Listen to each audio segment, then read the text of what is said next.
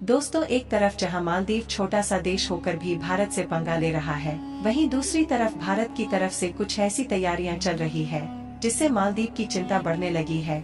और जब से मालदीव ने अपने तेवर दिखाने शुरू किए हैं, तभी से भारत और श्रीलंका के रिलेशन को एक नई मजबूती मिलना शुरू हो गई है। क्योंकि जहां पिछले कुछ दिनों में भारत की तरफ से पुणे गैस के द्वारा श्रीलंका में एलपीजी प्रोजेक्ट सेटअप किया गया, वहीं अब भारत के द्वारा श्रीलंका में एलएनजी की सप्लाई बढ़ने जा रही है। यानी कि नेचुरल गैस की सप्लाई श्रीलंका में बढ़ाने के बाद उन देशों में भारत की एलएनजी सप्लाई कम हो सकती है, जो एलएनजी इंपोर्ट के लिए भारत पर ही डिपेंडेंट है। इसीलिए मालदीव की चिंता बढ़ने लगी है, क्योंकि मालदीव एलएनजी का इंपोर्ट मेनरली भारत से ही करता है। पूरी अपडेट क्या है, इस वीडियो में समझते हैं, लेकिन वीडियो में आगे बढ़ने से पहले भारत की सप्लाई श्रीलंका में। दरअसल नेपाल, श्रीलंका, भूटान समेत मालदीव्स और बांग्लादेश जैसे भारत के पड़ोसी देशों में एलएनजी यानी कि नेचुरल गैस की सप्लाई भारत के द्वारा ही किया जाता है। वैसे तो डायरेक्टली भारत के द्वारा एलएनजी की सप्लाई अभी तक इन देशों को नहीं होती थी, लेकिन इनडायरेक्टली यह देश भारत से एलएनजी इंपोर्ट करते हैं। और देखा जाए तो इन सभी देशों को भारत के द्वारा सस्ते दामों में नेचुरल गैस का एक्सपोर्ट किया जाता है।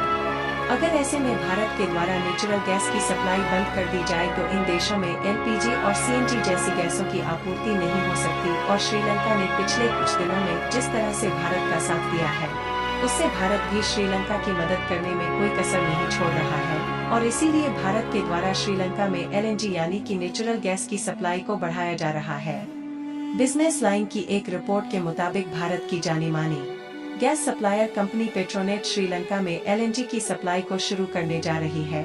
और कमाल की बात यह है कि श्रीलंका को भारत के द्वारा डायरेक्टली एलएनजी की सप्लाई की जाएगी और इस डायरेक्टली पाइपलाइन के थ्रू सप्लाई किया जाएगा, जिससे ट्रांसपोर्टेशन कॉस्ट को बचाया जा सकता है। और देखा जाए तो भारत और श्रीलंका के बीच यह एक लॉन्ग टर्म एग्रीमेंट होने वाला है, जिसके कारण श्रीलंका में एलएनजी सप्लाई करने की तैयारी पाइपलाइन के थ्रू की जा रही है। आपको बता दें कि पिछले साल 2023 में भारत और मालदीव के बीच कुछ डील हुई थी, जिसमें इस साल यानी कि 2024 में भारत मालदीव को नेचुरल गैस की सप्लाई करने वाला था। लेकिन मालदीव का चीन की गोद में बैठकर भारत को तेवर दिखाने का अंजाम उल्टा उसी पर भारी पड़ चुका है। फिलहाल भारत और श्रीलंका के बीच एलएनजी के लिए फाइनल की गई इस डील को देखा जाए तो इसमें भारत की पेट्रोनेट एलएनजी श्रीलंका में हर साल 300 मेगावाट कैपेसिटी की नेचुरल गैस सप्लाई करने का काम करेगी। शुरुआती दौर में तो एलएनजी की सप्लाई कंटेनर के द्वारा की जाएगी, जिसमें भारत और श्रीलंका के आयरलैंड के बीच शिपिंग के माध्यम से आसानी से नेचुरल गैस की सप्लाई करने का प्लान बनाया गया है। लेकिन कुछ दिनों बाद इसे पाइपलाइन के जरिए भेजने का काम किया जाएगा, क्योंकि यह एक लॉन्ग टर्म एग्रीमेंट है, तो इससे ट्रांसपोर्टेशन कॉस्ट बचाई जा सकती है। आपको बता दें कि श्रीलंका में ऑलरेडी एक 300 मेगावाट क्षमता वाली रिफाइनरी प्लांट को सेट किया जा चुका है, जहां पर श्रीलंका के पास रिफाइन करने के लिए गैस मौजूद नहीं है। यानी कि देखा जाए तो श्रीलंका में इस समय नेचुरल गैस की डिमांड काफी ज्यादा है और यह भारत के लिए एक अच्छा कदम साबित हो सकता है। भारत और श्रीलंका के बीच इस डील में कंटेनर के माध्यम से भारत और श्रीलंका के सबसे नजदीकी आइलैंड द्वारा सप्लाई की जाएगी। और इस रिपोर्ट में यह भी बताया गया है कि जिस कंटेनर द्वारा लंग की सप्लाई होगी, उसकी कैपेसिटी 17 टन तक होगी। लगभग 50 कंटेनर भारत के द्वारा शिफ्ट किया जाएगा।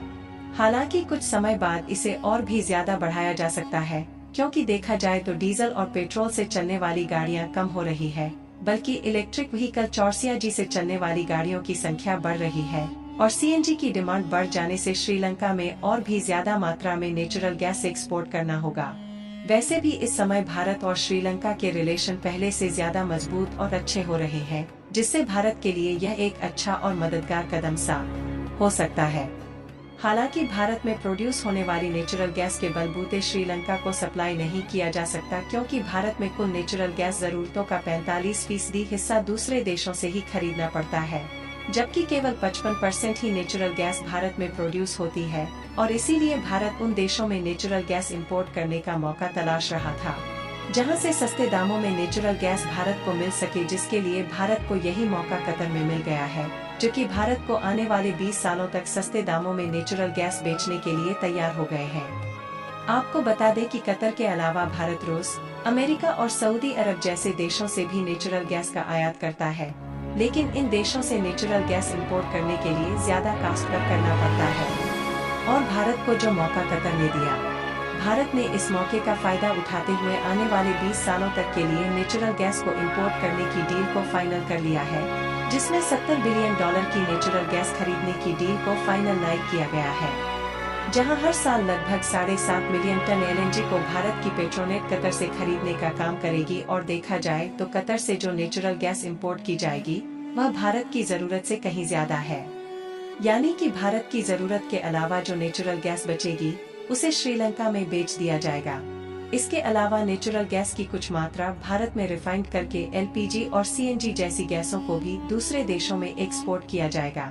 यहाँ तक कि इस समय भी भारत से यूरोपीय देशों समेत मिडल ईस्ट के देशों में एलपीजी का एक्सपोर्ट किया जाता है। दोस्तों, यदि हमारा वीडियो पसंद आया हो तो वीडियो के लिए एक लाइक जरूर कर दे और चैनल पर नए हो तो चैनल को सब्सक्राइब करके बेल आइकन को भी ऑन कर ले।